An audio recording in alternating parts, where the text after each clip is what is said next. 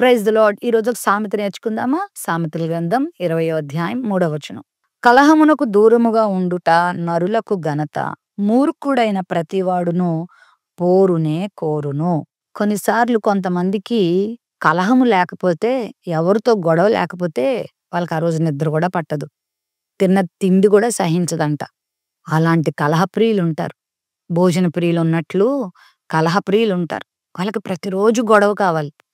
ఎవరితో గొడవ లేకపోతే కనీసం ఇంట్లో వాళ్ళతోనైనా గొడవ పెట్టుకోవాలి. అలా కలహమునకు కాలు దువ్వుతూ జీవితాన్ని దుఃఖభరితంగా మార్చుకుంటున్న వాళ్ళు చాలామందున్నారు. కలహమునకు దూరంగా ఉండడం మనకు ఘనతనిస్తుంది. మనము కలహాలకు, అల్లర్లకు, జగడాలకు, గొడవలకు ముందుకు వెళ్ళొద్దు. సమాధానానికే మనము ముందుకు సాగాలి. దావీదంటాడు, కలహప్రియుని యొద్ద నేను చిరకాలం నివసించాను, కానీ నేను కోరుకున్నది సమాధానమే.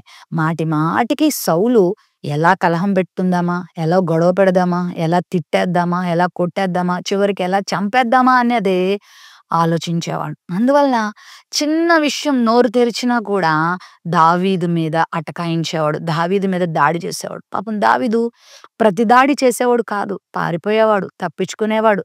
కొన్నిసార్లు సౌలుకు కనబడకుండా గుహలలో, లోయలలో, కొండలలో, అడవులలో దాక్కునేవాడు. అంటే చేతకాక కాదు, వాస్తవానికి గొల్యాతును చంపిన వీరుడు, సింహాన్ని చీల్చిన వీరుడు, ఎలుగుబంటినే చీల్చిన వీరుడు, సౌలు రాజు లాంటోళ్ళని ఎంతమందినైనా మట్టి కరిపించగలిగిన యోధుడు దావీదు. కానీ అతని కొట్టలేక కాదు, అతని చంపలేక కాదు, సమాధానం కోరుకున్నవాడై గొడవలకు, కలహములకు దూరమై సమాధానమును ఆశించాడు గనుక కోరుకున్నాడు. మరి నీ జీవితంలో కూడా కలహాలకు పోవద్దు.